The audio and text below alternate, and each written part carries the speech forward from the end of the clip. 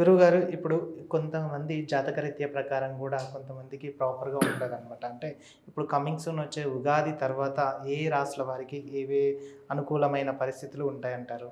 ఏ ఏ రాశుల వారికంటే అన్నీ అనుకూలంగానే ఉన్నాయి. అన్నిటికీ ఒకటే రీతిలో ఉంది. హ్మ్. కాకపోతే ఏంటి అనంటే ఆదాయ వ్యవధిలో కొన్ని రాశుల వారికి వేరే రకంగా సూచనలైతే ఉన్నది. హ్మ్. ఇప్పుడు మేషరాశి వారికి వస్తే ఆరోగ్య రీతిన బాగా వరుస అందరికి ఆరోగ్య రీతులు ఉన్నాయి.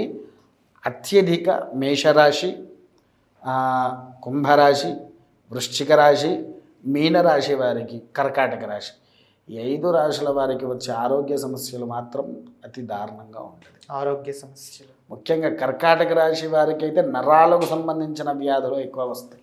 దానికేమన్నా పూజలు, నియమాలేమన్నా ఉన్నాయంటారా? పూజలు నియమాలంటే ఖచ్చితంగా చేయవచ్చండి. ఏమీ లేదు. ఈ రాశుల వారు ఖచ్చితంగా శివారాధనతో మన శివాలయానికి వెళ్ళేసేసి స్వామివారికి సోమసూత్ర ప్రదక్షిణ అని ఉంటుంది శివుడికి. పేరెప్పుడైనా విన్నావా ఇది? సోమసూత్ర ప్రదక్షిణ లేదు గురువుగారు. సోమసూత్రాలు శివుడికి మనం అభిషేకం చేస్తే నీళ్లు కింద పడేది ఉంటుంది చూసావా? ధ్వజస్తంభం నుంచి అక్కడి వరకు వచ్చి అక్కడ నుంచి మళ్ళీ రివర్స్లో ధ్వజస్తంభానికి నంది మధ్యలో నుంచి రావాలి. వెళ్ళేసి మళ్ళీ నీళ్లు పడే చోటుకు వచ్చి చండీశ్వర అంటారు అతన్ని.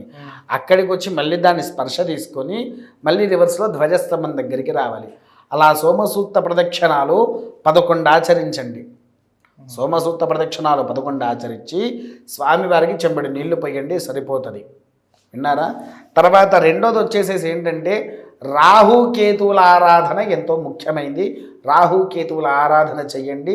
దానివల్ల మీకు వచ్చేటువంటి రోగ సమస్యలు నివారణ అవుతాయి.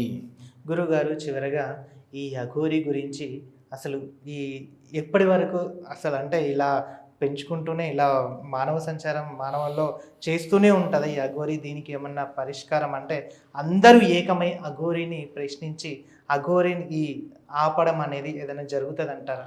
దానికి ఫస్ట్ నేను ఒక చిన్న మాట అంటాను. దయచేసి మీడియా మిత్రులారా నన్ను ఎవరు తప్పుపట్టకండి, క్షమించండి. ఈ మాట నేను అంటున్నందుకు. మొదలు అటువంటి వెధవల మీద మీ కాన్సన్ట్రేషన్ తీసేయండి. దానివల్ల వాడు ఫేమస్ అవుతున్నాడు తప్ప వేరేదేం లేదు.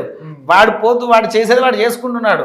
కానీ ఒక్కటి గుర్తుపెట్టుకోండి, వాడు చేసేటప్పుడు నా వరకు వచ్చినా రాకపోయినా ఏదో ఒక ఊరిలో మాత్రం దొరుకుతాడు. అప్పుడు ఎలా ఉంటుందనంటే ఊర్లోనే ఉరి వేసి కూడా చంపుతారు అని. ఓకే, ఆల్రెడీ ఇప్పటికీ జరుగుతుంది. అది ఎప్పుడో ఒకప్పుడు ఖచ్చితంగా జరుగుతుంది, అవుతుంది. Okay, thank you so much గురుగారు, చాలా చక్కటి విషయాలు చెప్పారు. మహాదేవ. ఓకే, చూశారు కదా, అఘోరి అనేది కేవలం ఒక వ్యాపారం కోసమే తను ముందుకు వస్తుంది. ఇంకా కొంతమంది తనని హైలైట్ చేస్తున్నారని గురువుగారు అంటున్నారు. మరి ఈ అఘోరి ఎక్కడి వరకు ప్రయాణం చేస్తుంది, ఈ అఘోరి అనేది ఎక్కడి దాకా స్టాప్ అయిపోతుంది అనేది చూస్తూనే ఉండాలి. అంతవరకు చూస్తూనే ఉండండి మా ఛానల్. మరిన్ని అప్డేట్స్ కోసం మా ఛానల్ని సబ్స్క్రైబ్ చేసుకోండి. Thank you so much.